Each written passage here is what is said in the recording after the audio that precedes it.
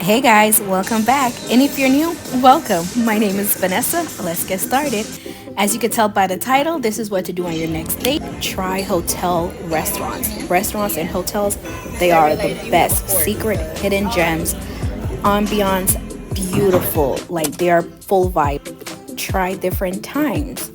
This was at 9 a.m. before brunch rush hour, and then afterwards we went home and I redid my makeup and got dressed for the second date. Another tip, have your partner pick out something for you to wear. If you guys live together or don't, FaceTime each other. Let them pick out something in your closet.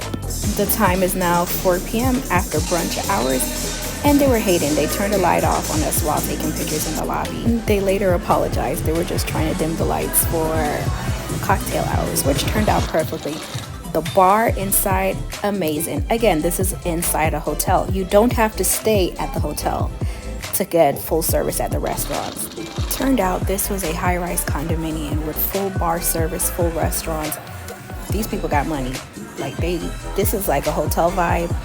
View, gorgeous. Like the ambiance of this place, gorgeous. Unfortunately, it rained, so we weren't able to enjoy the rooftop, but the outside vibes was beautiful. This is Dune by Lauren. I'll insert the name at the end.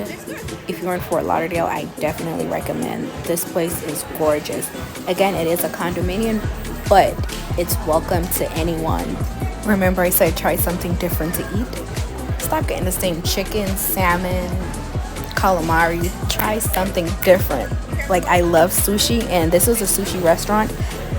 I've never had raw sushi, and this we had the salmon roll, which had the raw salmon on top, and the tuna roll, which had chunks of raw tuna in the middle. Baby, it was not for me. Look at that. It's just something about the texture of raw sushi that felt like I was biting into raw human flesh. Nah. Next up, my husband tried octopus, which I love, but this was his first time trying it, and he had a vegan flatbread, which was pretty good. Like, these vegan things be stepping up. The drinks, amazing. Like, this place, 10 out of 10 with the drinks. And we always try the drink of the day or the drink that they recommend. This was a pina colada with extra kick, and we had truffle fries. Nothing to write home about. And I think he had the mint vodka. It was good. It was good.